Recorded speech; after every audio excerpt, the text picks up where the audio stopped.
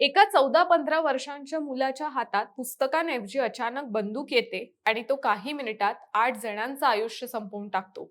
ही मन हेलावून टाकणारी घटना घडली आहे थायलंडमध्ये.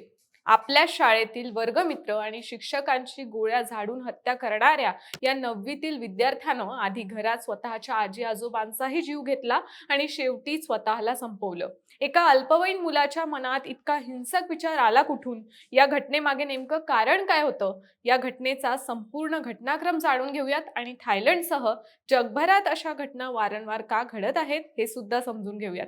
नमस्कार, मी रुपल आणि तुम्ही पाहत आहात विशेष भारी. तर मंडळी, ही घटना आहे थायलंडची राजधानी बँकॉक जवळच्या एका छोट्या शहरातली. सकाळची वेळ होती. नेहमीप्रमाणे नागरिक आपल्या कामाला जाण्याच्या तयारीत होते. एक 9वीत शिकणारा मुलगा शाळेचा गणवेश घालत होता, पण त्याच्या बॅगेत फक्त वह्या पुस्तकं नव्हती, तर होती एक लोड केलेली पिस्तूल. घर सोडण्यापूर्वी त्याने त्याच बंदुकीनं आपल्या आजी आजोबांची हत्या केली. धक्कादायक बाब म्हणजे या हत्येसाठी त्यांनी वापरलेली बंदूक ही त्याच्या आजोबांचीच होती. आजी आजोबा काही समजून घेण्याच्या आतच रक्ताच्या थारोळ्या जमिनीवर कोसळले आणि त्यांचा जागीच मृत्यू झाला. त्यानंतर जणू काही घडलंच नाही अशा आविर्भावात तो घराबाहेर पडला आणि आपल्या शाळेच्या दिशेनं निघाला. सकाळचे 9:30-10च्या सुमारास शाळा गजबजलेली होती. तब्बल 500हून अधिक विद्यार्थी असलेल्या या शाळेत तो शिरला. त्याच्या चेहऱ्यावर कसलीही भीती नव्हती आणि तो थेट त्याच्या वर्गाच्या दिशेनं गेला. त्यानं दरवाजा उघडला आणि क्षणार्धात तिथली शांतता किंचाळ्यांमध्ये बदलली.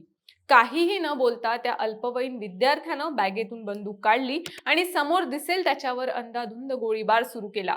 फळ्याजवळ उभे असलेले शिक्षक काही समजण्याच्या आतच जमिनीवर कोसळले. वर्गात भीतीचं वातावरण पसरलं. मुले डेस्क खाली लपू लागली, जीवाच्या आकांतानं ओरडू लागली. पण हल्ला करणाऱ्या त्या मुलावर काहीही परिणाम झाला नाही. त्यानं त्याच्या 3 वर्गमित्रांवर आणि 3 शिक्षकांवर अगदी जवळून गोळ्या झाडल्या. या घटनेत शाळेतले आणखी 20 जण जखमी झाल्याची माहिती आहे. गोळीबाराचा आवाज ऐकून शेजारच्या वर्गांमधील शिक्षकांनी तात्काळ दरवाजे आतून बंद करून घेतले. काही विद्यार्थ्यांनी खिडकीतून उड्या मारून जीव वाचवण्याचा प्रयत्न केला. संपूर्ण शाळेत एकच हाहाकार उडाला. शाळेच्या प्रशासनानं तातडीनं पोलिसांना फोन केला.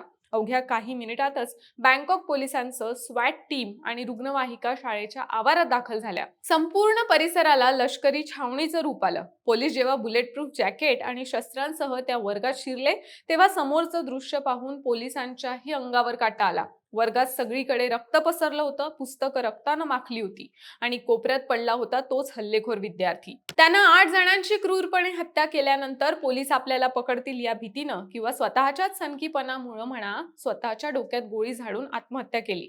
घटनेनंतर बँकॉक पोलीस आणि गुन्हे शाखेच्या पथकानं तपास चक्र वेगानं फिरवलं. एका 9वीत शिकणाऱ्या मुलाकडे पिस्तूल आली कुठून? त्याच्या मनात इतका राग, इतकी हिंसा कुठून आली? आता पोलिसांच्या तपासात जे खुलासे झालेत ते कोणत्याही पालकाची झोप उडवण्यासाठी पुरेसे आहेत.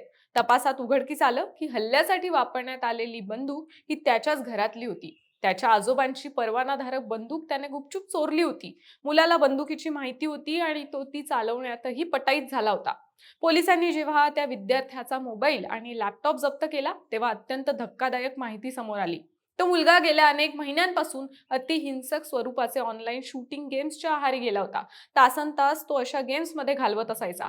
इतकंच नाही तर डार्क वेब आणि सोशल मीडियावर पूर्वी झालेल्या स्कूल शूटिंगचे व्हिडिओ तो वारंवार पाहत होता.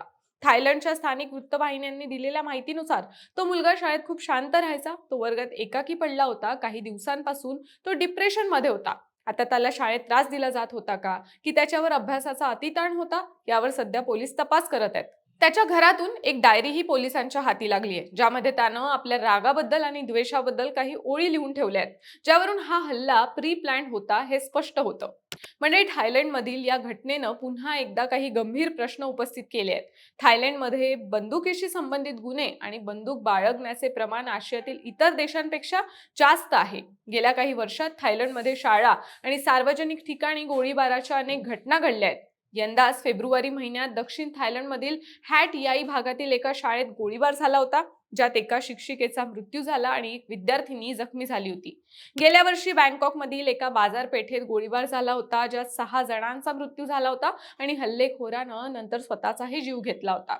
2023 मध्ये 14 वर्षांच्याच एका मुलानं बँकॉकमधील एका आलिशान मॉलमध्ये गोळीबार करून 2 जणांचा जीव घेतला होता आणि 5 जण जखमी झाले होते. पण या सगळ्यांहून भीषण घटना घडली होती 2022 मध्ये. यात एका माजी पोलिसाने शाळेत घुसून केलेल्या हल्ल्यात 24 लहान मुलांसह 36 जणांची हत्या केली होती. त्या घटनेच्या जखमा अजून ताज्या असतानाच आता एका अल्पवयीन विद्यार्थ्यानं स्वतःच्या शाळेत असा हल्ला केलाय. या घटनेमुळे संपूर्ण थायलंडमध्ये शोकाकुल वातावरण आहे.